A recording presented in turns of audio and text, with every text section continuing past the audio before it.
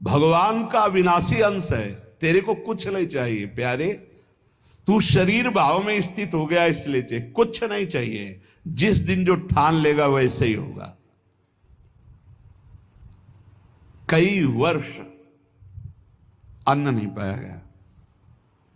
भ्रमण में क्या मिलता, कभी जब कोई पूछता वैसे तो उबली हुई आलू या इतना गुड़, या कभी कोई हफ्ता 10 दिन में दूध थोड़ा दे देता, कोई फर्क नहीं पड़ता। काफी समय तक भगवती भागीरथी के परम पावन दुग्ध का पान करके जैसा इस शरीर को बनाना चाहो 10 दिन केवल कष्ट लगता है।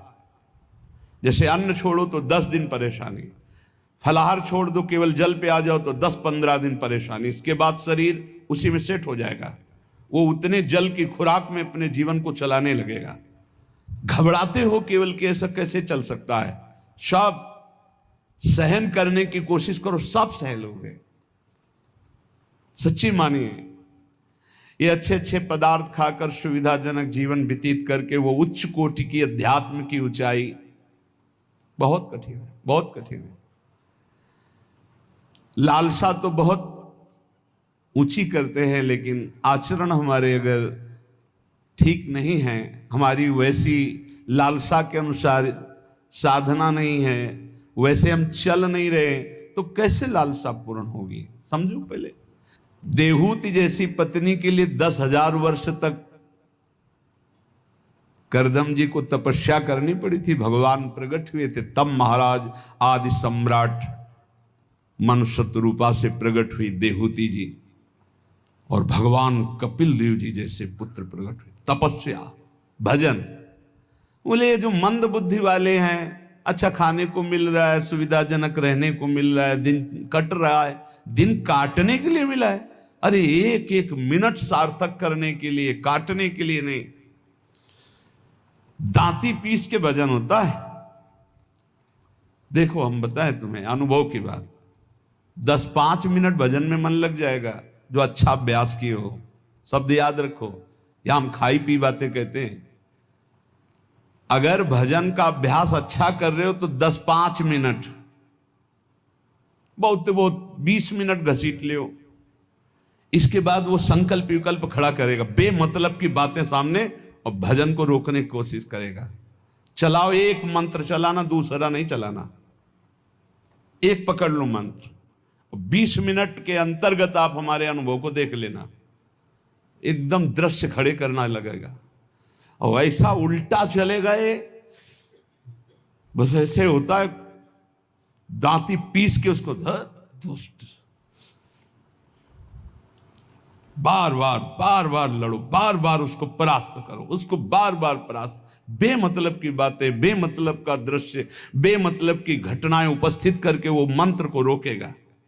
चलाओ, ये भगवत मार्ग की बात कह रहा हूं। अब 1 घंटा निकालो आप ऐसे युद्ध में, फिर आप खड़े हो आसन से तो ऐसे खिड़की में गर्दन जाएगी। पहले कुछ देख लें, कुछ सुन लें, कुछ, और नहीं है तो ये वो अभ्यास कर ही नहीं सकता जिसके पास मोबाइल है, नहीं कर सकता। क्योंकि जब वो स्थिति आती है ना दांती पीस के इसको जबरदस्ती बस में करने की, पक्का समझो ऐसे ही करना पड़ता है। तो उसको लगता कैसे मारो, तो लगता है इसी मंत्र से मारो, ये तभी वो विचलित होता है। बार बार पसीना आ जाता है, माथे पे नहीं, मन पे पसीना आ जाता है, थक जाता है। जब लस्त हो जाए, त्राहिमाम मच जाए, तब और जिद्दी बनकर मंत्र जप करो, अभी बस में हो जाए। नहीं, इस मन को दुलार करना है, मन के अनुसार चलना है, और भजनानंदी की लिस्ट लगानी, लिस्ट यही लगानी है ऊपर से। महान भजनानंदी, महान त्यागी संत, सुनना ये चाहते हैं और लड़ नहीं सकते 5 मिनट युद्ध इस मन से। बड़ा विचित्र खेल। तो बोले ये जो मंद प्राज्ञ है, ये निर्णय करने वाली कुछ नहीं, कुछ समय के लिए ये शरीर मिला है, लड़ ले, जीत जाएगा, प्रभु की प्राप्ति कर लेगा। और अगर इसके दुलार में रहे तो मरेगा, जाएगा, छूटेगा शरीर। तू अविनाशी, ये विनाशी है, तेरे साथ कभी नहीं रह सकता। जो भजन में प्रधान भाव रखे हुए वही उत्तम भाग्य वाले। श्रीपाद कह रहे मंद प्रज्ञास्त एवात्र मंद भाग्यास्त, अगर मंद बुद्धि तो मंद भाग्य, और तीव्र बुद्धि आप भजन के लिए निकले। भजन जब हम देखा कि शून्य जैसा हो गया मन, न मंत्र पकड़े न नाम पकड़े न कुछ नहीं, बस जिद, वो भी जिद्दी है। अरे तूफान को रोक लेना सहज है, हिमालय को उठा लेना सहज है, लेकिन मन को रोक लेना है, ऐसा हमने योग वासिष्ठ में पढ़ा है। अब वो शून्य हो गया, जब जिद की शून्य हो गया, ना मंत्र पकड़ रहा है ना कुछ पकड़े, एकदम खड़े हो गए, पद गायन शुरू किया। अब तेरी जरूरत ही नहीं, जोर जोर से पद गायन। ऐसे थोड़ी इस पर ऐसे थोड़ी चढ़े बैठे रह गए, हर समय 24 घंटे चढ़े बैठे। तब वो धीरे धीरे धीरे फिर हाथ उठा दिया। अब वो जब सहयोग करने लगा तब आनंद आने लगा, और जब आनंद में डूबने लगा तो परिपक्व हो गया। फिर उसको थोड़ी बहुत विघ्नकारी, अंदर ही अंदर खत्म, न मंत्र में लग रहा है, न नाम में लग रहा है, न एकदम शून्याकार स्थिति। अब हम चलाना चाह रहे मंत्र, वो बिगड़ेल कुछ नहीं सन, और उसके बिना होगा नहीं कुछ। जैसे हमारे बिना वो कुछ नहीं कर सकता, ऐसे बंधन और मोक्ष का कारण मन ही है। इसको बिल्कुल हमको ठीक करना है, दवा खवानी है, इसको दवा खवा के इसको स्वस्थ करना है, तभी हम भगवत प्राप्त होंगे। हमारे बिना ये कुछ नहीं कर सकता, तो इसके बिना भी हम कुछ नहीं कर सकते, क्योंकि यही बंधन और मोक्ष का कारण, इसको ठीक करना ही है। इसलिए लोक चिंता ननो धर्म चिंता न देहगा, श्रीमद वृंदावने राधा कृष्ण भाव भृतो मम। श्री वृंदावन में यदि आपको आने को मिला है, सत्संग मिला, धामवास मिल रहा है, अब मन से तुमको निकालनी लोक चिंता ना, नो धर्म चिंता ना देहगा, खाली करो, यही करना है। लोक चिंता नहीं होनी चाहिए, कल क्या होगा, आज का तो काम चल गया, अगला महीना कैसे काम चलेगा, ये अगर चिंता है तो तुम्हें भगवान का भरोसा नहीं है। ये भजन के समय ज्यादा प्रपंच रचेगा, किसका देना है, किसका लेना है, किसने कब 10 साल पहले किसने गाली दी थी, 10 साल पहले, वो सब याद करवाएगा। मन जलेगा, उसने ऐसा क्यों कहा था, उसने तब पकड़ो कि इस समय मंत्र जपने के लिए बैठे हुए, प्रपंच करने के लिए बैठे हुए। नहीं देखो ना, यही करता है। आप जब बिल्कुल एकाग्रता पूर्वक टीवी देखते हुए तो फिर बढ़िया है, फिर कोई परेशानी नहीं। एक कुर्सी में और आदमी बैठा लो, फिर माला ले लो, कोई परेशानी नहीं। ये हम उनकी बात कह रहे हैं जो असंग होकर मंत्राकार वृत्ति कर रहे हैं, उनकी। तब इसकी असलियत समझ में आती कि मन हमारा इस समय दोस्त है या दुश्मन। भजन के एकदम विरुद्ध खड़ा हो जाता है। लोक चिंता और फिर क्रियाओं की भी चिंता करो, भजन हो जाएगा, अभी तो वो करना है, अभी वो करना है। वो जिस समय भजन में बैठो उस समय ये सोच लो कि अगर आसपास आग लग जाए तो भी हम नहीं उठेंगे। Share chat. Status with photo.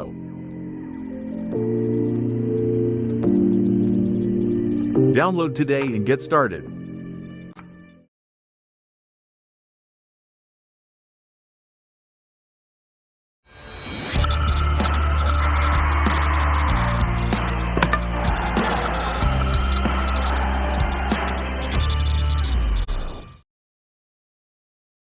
भी हम नहीं उठेंगे। आसपास आग लगी हो तो भी नहीं उठेंगे। योगक्षेमम वहाम में हम करने वाले भगवान मुझे उठाया के या आग को शीतल करें, उनका विषय है।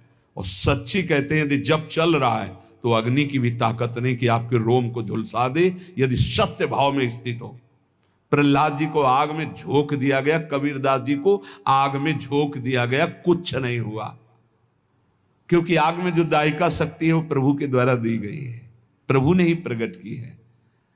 पूरी लंका जल गई, हनुमान जी महाराज की पूंछ के बार में भी झुलसन नहीं हुई। क्यों? ताकर दूत अनल जय सिरजा, जरा न सोते कारण गिरजा। बोले उनके दूत हैं जिन्होंने अग्नि का सृजन किया है, अग्नि की रचना की, जिन्होंने अग्नि को प्रकट किया है, अग्नि में जो दाहिका शक्ति दी है। लोक चिंता ना, अगर आपको भगवत प्राप्ति करनी है तो तुम्हें कल की चिंता नहीं करनी। अभी वर्तमान में जो कर्तव्य है, भजन, मन को परमात्मा तत्व में लगाना, और शरीर से जो भी क्रियाएं हो, कुछ समय तो ऐसा रखो जो क्रियाहीन भजन हो। शांत, हम तो कहते हैं माला भी मत लो उस समय, ईमानदारी वाला भजन कह रहे हैं। शांत बैठ जाओ, बस केवल आंखों के सामने मंत्र चलाओ, चाहे आंख बंद करके चाहे खुला करके, और बस देखो ये कहां जाता है। जहां जाए फिर इसको दौड़ा के लाओ, इसी मंत्र पे जहां जाए फिर दौड़ा के लाओ, बार बार मंत्राकार वृत्ति। 10 मिनट ऐसा साधन करोगे तो कई घंटे के भजन का फल मिल जाएगा। देखते हुए 10 मिनट भजन करोगे तो कई घंटे जप का फल मिल जाएगा। बहुत प्रभाव है मानसिक चिंतन करते हुए मंत्र जपने का। पर उस समय लोक चिंता ना, और ना धर्म चिंता कि अभी हमारा ये कर्तव्य है, उस समय नहीं। और ना देहेगा, अरे बड़ा दर्द हो रहा है, ये दर्द हो रहा है, वो दर्द हो रहा है। तुम्हारे किसी के दर्द तो कभी कभी होता होगा, हमारा दर्द का तो संबंध हो गया है, दर्द से हमारा तो संबंध हो गया है। जैसे तुम्हारा स्वाभाविक कभी बुखार आदि आवे तो शरीर में पीड़ा होती ना, ऐसी हमारे तो रोज बनी रहती है। इसके ऊपर उठे तब कांखना हो आएगा कि बहुत दर्द हो रहा है, फिर ऐसा आएगा। जितना तुम्हें कांखने पे आता है उतना तो रोज हमें रहता है, उतने का तो अभ्यास है इस शरीर को। उसके ऊपर जब होता है तब पकड़ के चलने की बात आती है। देहगा, और आप सच्ची मानो ऐसी स्थिति में भी गुरु कृपा से, गुरु प्रसाद से, जो बैठने की, जो टहलने की, जो चिंतन की दिनचर्या, उस पर कोई फर्क नहीं। वैसे ही देह की भी चिंता नहीं करनी, धर्म की भी चिंता नहीं करनी, लोक की, जीवन की भी चिंता नहीं करनी। कूद पड़ो, इस मार्ग में कूद पड़ो, खजाना ही खजाना हाथ में आ जाएगा।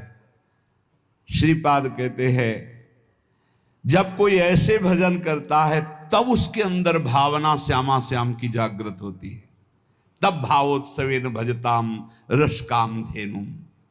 संत वाणी, महापुरुषों का प्रत्येक वचन भगवत प्राप्ति के लिए बहुत अमृतमय सहायक है।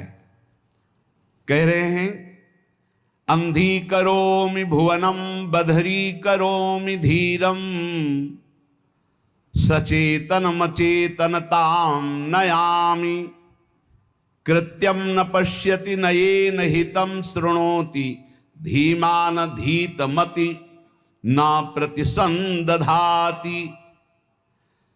जो व्यक्ति बात बात पे क्रोध करता रहता है वो अपने भजन को छीण कर देता है, उसका भजन फलदायी नहीं हो पाता। अंधी करोमी, वो अंधा हो जाता है और ऐसे बात बोल देता है, ऐसी क्रिया कर देता है, ऐसी चेष्टा करता है, ऐसा संकल्प बना लेता है, उसका भजन क्षीण हो जाता है। क्रोधी पुरुष का भजन क्षीण हो जाता है, वो भगवत प्राप्ति कराने में समर्थ नहीं होता। अंधी करोमी भुवनम बधरी करोमी, गुरुजन उसे बोले समझावें तो उसको गुस्सा आ जाएगा, वो बहरा हो जाता है, उनकी बात नहीं सुन, वो अंधा हो जाता है, वो चेतन होते हुए जड़ हो जाता है। बस वो मैं ऐसा कर सकता हूं, मैं ऐसा कर दूंगा, वो अपने परम कर्तव्य को भूलकर अहित की बात बोलना लगता है, गाली गलौज करना। इसलिए बुद्धिमान पुरुष को चाहिए, जो भगवत प्राप्ति करना चाहता है, इस क्रोध रूपी शैतान से बचे। ये आ गया तो ना गुरुजनों की बात सुनेगा, ना देखेगा, ना समझेगा, जड़ जैसा हो जाएगा और बहुत गंदी गंदी बातें बोलने लगे, गाली गलौज, अपराध प्रवृत्ति, हिंसा आदि। जो उपासक भगवत प्राप्ति करना चाहता है, इस क्रोध से बचे। क्रोध बहुत ही हानिकारक है। ये बहुत अच्छा रहेगा, बहुत पक्के हो जाओगे।